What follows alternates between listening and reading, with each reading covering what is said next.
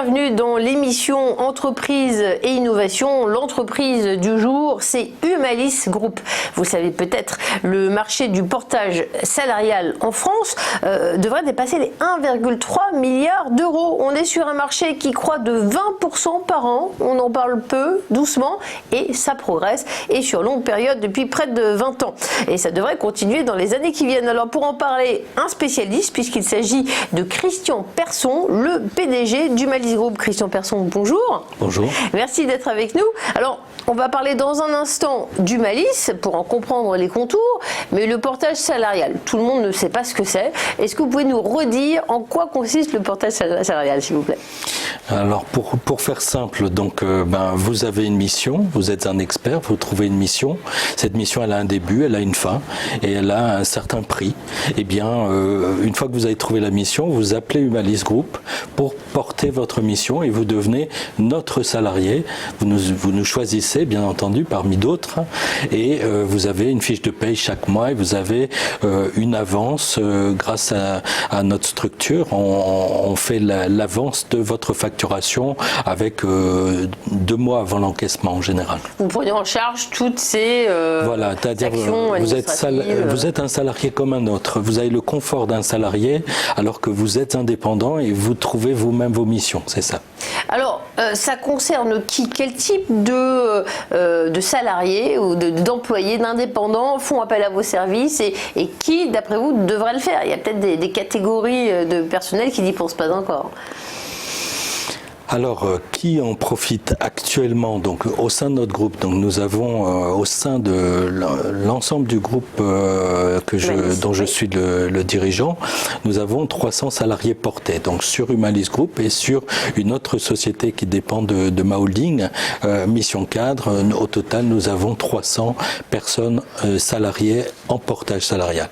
Dans cette population, il y a la moitié d'entre eux sont des experts en informatique qui travaillent pour tout type de sociétés, beaucoup en Île-de-France. Ils facturent en général 500 à 1000 euros par jour.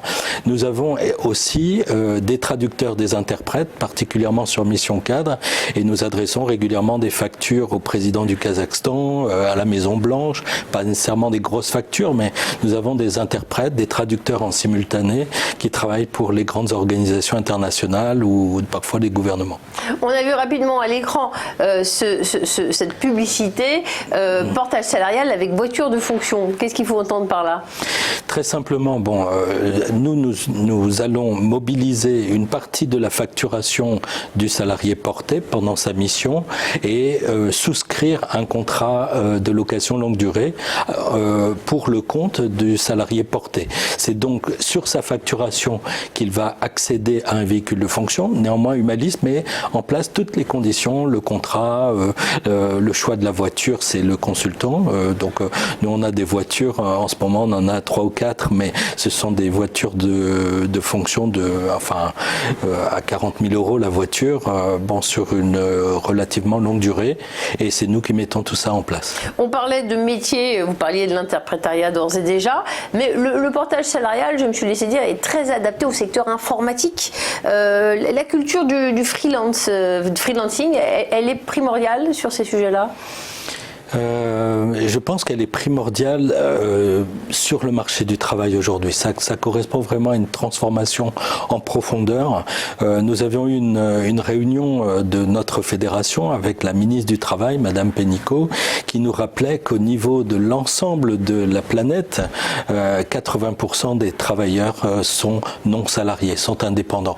En France, c'est l'inverse. Il y a beaucoup plus de salariés qu'il n'y a d'indépendants. Le portage permet de faire la synthèse des deux. Et effectivement, l'informatique est un secteur qui s'y prête beaucoup. Vous parliez de l'interprétariat. Il y a d'autres idées comme ça de secteurs qui font appel de plus en plus au portage salarial. De plus en plus, ça reste un phénomène très urbain, c'est-à-dire Paris, Lille, Lyon, Bordeaux peut-être aussi. C'est souvent dans les très grandes villes, mais c'est pas un phénomène typiquement français. Il y a aussi du portage en Finlande, j'en ai rencontré. Il y en a beaucoup plus en Grande-Bretagne, il y en a aussi en Italie. Donc cette forme d'emploi où on accueille en fait des indépendants dans le statut de salarié, c'est une formule qui a le vent en poupe. Sans doute dans toute l'Europe occidentale et pas seulement en France. Vous avez récemment réalisé une acquisition significative, Mission Cadre. Alors pourquoi? Qu'est-ce que ça apporte? Ça se passe bien cette intégration?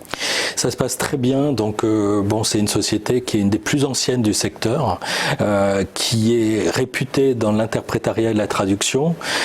Donc cette société, elle est à la frontière avec la Suisse. Elle a rejoint le groupe. Elle garde son autonomie, son identité, son personnel. Les salariés portés de la société Mission Cadre ne sont pas perturbés par ce rapprochement. Le but, c'est que la culture d'entreprise soit maintenue en l'état. Humalis a surtout apporté des compétences en informatique, notamment on a donné à Mission Cadre notre plateforme de gestion du portage salarial avec le bureau virtuel des consultants. Et vous êtes ouvert à d'autres opérations de croissance externe? Oui, mais avec des ambitions qui sont à la hauteur de nos capacités également. Donc on aime procéder à des études et à des acquisitions rapides. Donc des petites structures. On est ouvert à l'étude de tout type d'acquisition dans toute la France, entre 200 000 euros de chiffre d'affaires, donc une société toute jeune, ou une société de 3-4 millions, ça peut rentrer dans notre scope, tout à fait. Alors, l'année passée, le groupe Humalis, si je ne m'abuse, avait affiché des pertes. Il y a eu des petites questions d'ordre comptable. Où en êtes-vous de ces sujets-là? Oui, c'est très simple. Nous avons pendant longtemps été une jeune entreprise innovante, reconnue comme telle par l'administration. Donc nous avions fait de la recherche, nous avons eu des jeunes docteurs dans l'équipe et nous avions demandé du crédit impôt recherche. Il se trouve que 950 000 euros de crédit impôt recherche n'ont pas été validés. D'autres montants l'ont été. Mais là, la page est tournée et aujourd'hui, on peut profiter à plein des résultats de nos travaux de recherche. Donc quelle est votre stratégie, quel est votre objectif fin 2020? D'après vous, Humalis pourrait être à quel niveau de chiffre d'affaires? Alors j'ai un objectif qui est ambitieux. On commence l'année sur la base d'un chiffre d'affaires de presque 11 millions pour l'ensemble du groupe, j'entends. Humalis Group n'est qu'une partie de cet ensemble. Donc c'est Edern qui contrôle l'ensemble. Et Edern, je le détiens à 100%. Eh bien, on commence l'année à 11 millions. Le but, c'est d'arriver à 20 millions. Croissance organique, croissance externe. Et vous avez récemment lancé une initiative dans le domaine du portage salarial actionnarial. Quel en est le sens ? Ça, c'est une véritable fierté. Je pense que c'est une innovation aussi, c'est de donner des actions gratuites aux salariés portés en fonction donc de leur présence dans la société. On a essayé d'être assez large. Le but, c'est que les salariés portés bénéficient de la plus-value qu'ils auront contribué à créer. Vous nous rejoignez, vous nous apportez votre chiffre d'affaires.